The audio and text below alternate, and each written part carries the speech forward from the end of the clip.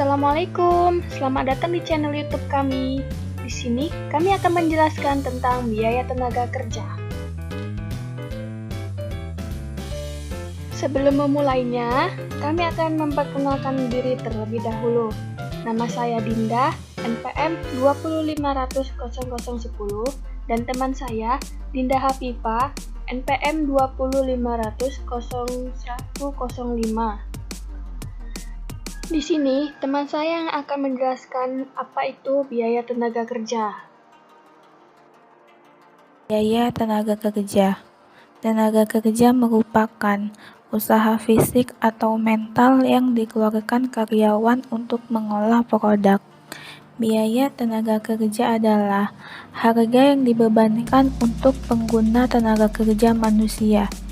Tenaga kerja dibagi menjadi dua, yaitu tenaga kerja langsung dan tenaga kerja tidak langsung.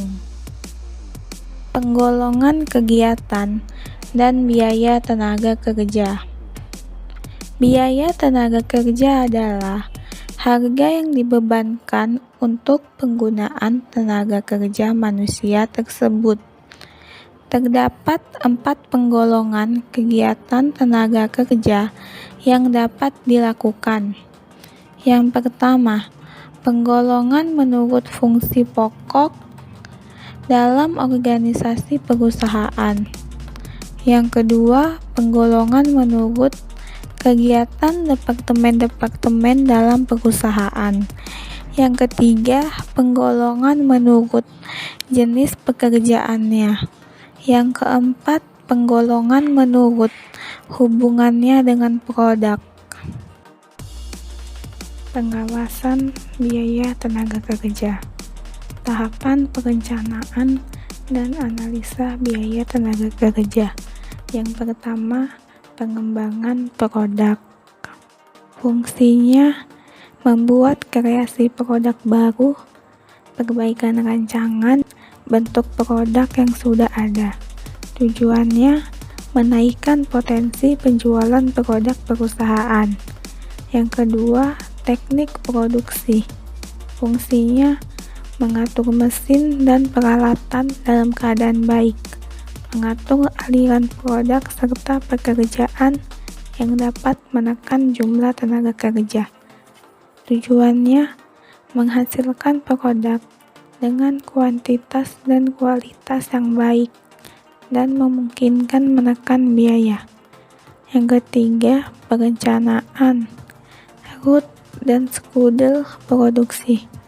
Mengatasi kekacauan root dan skedul produksi. Terjadi waktu yang menganggur atau idle time. Ketidakefisienan operasi perusahaan dalam menghasilkan produk untuk menekan biaya. Bagian-bagian yang berhubungan dengan tenaga kerja. Yang pertama, bagian personalia. Yang kedua, bagian kesehatan. Yang ketiga, bagian penelitian gerak dan waktu. Yang keempat, bagian perencanaan produksi. Yang kelima, bagian produksi. Yang keenam, bagian pencatatan waktu kerja. Yang ketujuh, bagian gaji dan upah. Produktivitas dan biaya tenaga kerja. Produktivitas tenaga kerja adalah sebagai suatu ukuran kinerja produksi menggunakan pengeluaran atas usaha manusia sebagai tolak ukurnya.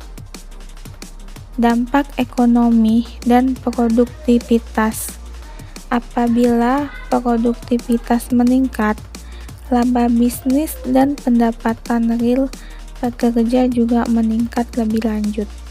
Peningkatan produktivitas memungkinkan masyarakat untuk memperoleh output yang lebih banyak dan lebih baik dari sumber daya yang tersedia dalam perekonomian. Akuntansi biaya tenaga kerja. Pada umumnya, biaya tenaga kerja dapat dibagi ke dalam 3 golongan besar, yaitu Yang pertama, gaji dan upah reguler, yaitu jumlah gaji dan upah bruto dikurangi dengan potongan-potongan seperti pajak penghasilan karyawan dan biaya asuransi hari tua. Yang kedua, premi lembur. Yang ketiga, biaya-biaya yang berhubungan dengan tenaga kerja. Gaji dan upah. Jumlah gaji dan upah yang dibayarkan adalah sebesar gaji dan upah kotor dikurangi dengan beban potongan atas gaji dan upah yang ditanggung karyawan. Syarat-syarat gaji dan upah. Yang pertama, upah insentif hendaknya didasarkan pada standar prestasi yang disusun atas dasar penelitian gerak dan waktu, evaluasi jabatan dan tingkat jabatan. Yang kedua, penerapan upah insentif hendaknya mendorong pekerja untuk menaikkan produk. Yang ketiga, hanya produk yang memenuhi standar kualitas yang akan memperoleh insentif. Yang keempat, program insentif memerlukan dukungan kemampuan administrasi yang lebih tinggi karena perhitungan upahnya lebih rumit.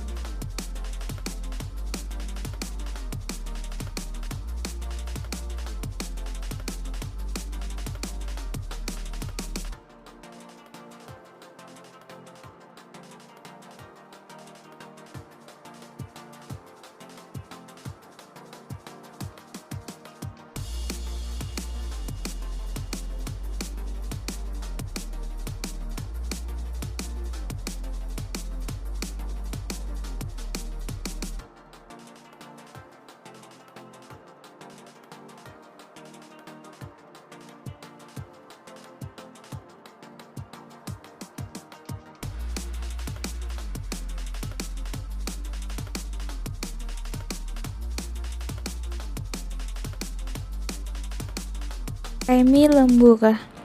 Perlakuan terhadap premi lembur tergantung atas alasan-alasan terjadinya lembur tersebut.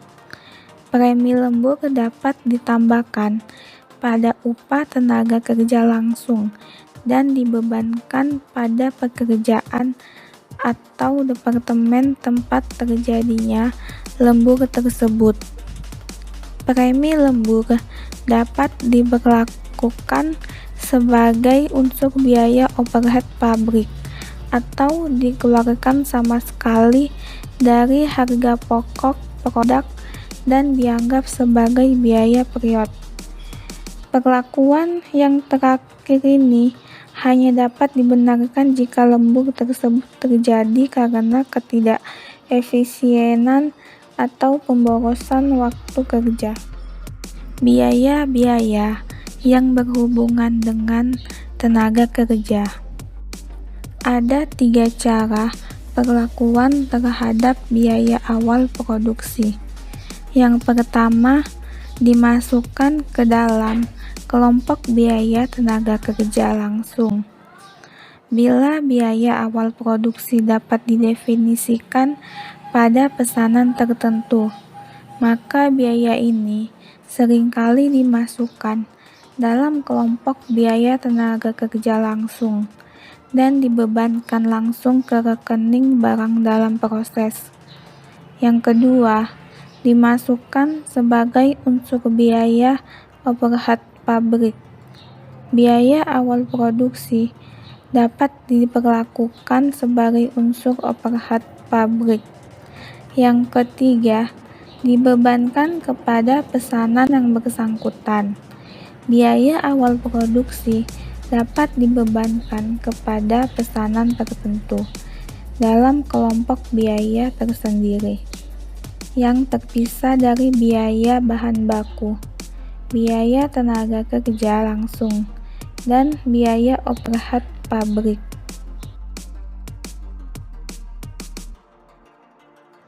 Rencana pemberian insentif. Yang pertama, rencana insentif organisasi atau pembagian keuntungan organisasi. Rencana insentif organisasi atau sebagian uang juga dikenal dengan rencana pembagian keuntungan organisasi telah dikembangkan sebagai jawaban atas masalah produktivitas yang telah menjadi wabah dalam industri-industri di Amerika Serikat. Yang kedua, standar waktu dan teori kurva belajar. Teori kurva belajar menyatakan bahwa setiap kali kuantitas output kumulatif menjadi 2 kali lipat, maka rata-rata waktu kumulatif per unit berkurang sebesar presentasi tertentu. Tujuannya, pemberian insentif adalah untuk merangsang pekerja agar memproduksi lebih banyak, sehingga mereka memperoleh lebih banyak upah. Tetapi pada saat yang bersamaan, tambahan output tersebut mengurangi biaya per unit. Baiklah, di sini ada soal yang akan kita bahas bersama-sama, yaitu perusahaan sukses mempekerjakan 2 orang karyawan, Pita dan Ayu. Berdasarkan kartu kehadiran minggu pertama bulan April 2018, Departemen Sumber Daya Manusia sebagai pembuat daftar gaji dan upah membuat daftar gaji dan upah untuk periode yang bersangkutan. Menurut kartu hadir karyawan, Pita bekerja selama seminggu sebanyak 40 jam dengan upah per jam Rp1.000. Sedangkan karyawan Ayu selama periode yang sama bekerja 40 jam dengan tarif upah Rp750.000 per jam. Menurut kartu jam kerja, penggunaan tarif hadir masing-masing karyawan tersebut disajikan dengan tabel berikut ini. Data jam kerja karyawan. Untuk pesanan 103, Pita mendapat 15 jam dan Ayu 20 jam. Untuk pesanan 188, Pita mendapat 20 jam dan Ayu 10 jam. Untuk menunggu persiapan pekerjaan, Pita mendapat 5 jam dan Ayu 10 jam.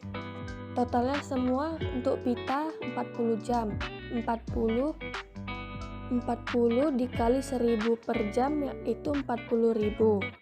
Dan untuk Ayu yaitu mendapat 40 jam. 40 jam dikali 750.000 yaitu dia mendapatkan 30.000 upah gaji. Dan sekarang kita ke distribusi tenaga kerja langsung. Untuk Pita mendapat pesanan 103 yaitu 15.000 dan Ayu 15.000. Untuk pesanan 188, Pita mendapat 20.000 dan Ayu mendapat 7.500. Dan dibebankan sebagai BOP Pita 5.000 dan Ayu 7.000. Maka total mingguan untuk Pita mendapat 40.000 dan Ayu mendapat 30.000. Dan dipotong 15% oleh perusahaan, Pita mendapat 6.000 dan Ayu mendapat 4.500. Dan jumlah upah bersih yang diterima karyawan yaitu Pita 34.000, Ayu 25.500. Yang ditanya yaitu buatlah jurnal akuntansi biaya gaji dan upah atas dasar upah tersebut. Mari kita jawab bersama-sama. Tahap pertama yaitu berdasarkan rekapitulasi gaji dan upah. Bagian akuntansi kemudian membuat jurnal distribusi gaji dan upah sebagai berikut. Barang dalam proses biaya tenaga kerja yaitu 57.500, biaya overhead pabrik yaitu 12.500, dan gaji dan upah yaitu 70.000. Tahap 2 yaitu atas dasar daftar gaji dan upah. Gaji dan upah yaitu 70.000, utang PPh karyawan yaitu 10.500, utang gaji dan upah yaitu 59.500. Tahap ketiganya atas dasar daftar gaji dan upah yang telah ditandatangani karyawan. Utang gaji dan upah yaitu 59.500, kasnya yaitu 59.500. Tahap keempat, penyetoran pajak penghasilan atau PPh ke karyawan ke kas negara. Utang PPh karyawan yaitu sebesar 10.500 dan kasnya 10.500. Baiklah, itu saja yang dapat kami sampaikan. Bila ada kata atau pengucapan kami yang salah, kami mohon maaf. Sekian dan terima kasih dari kami.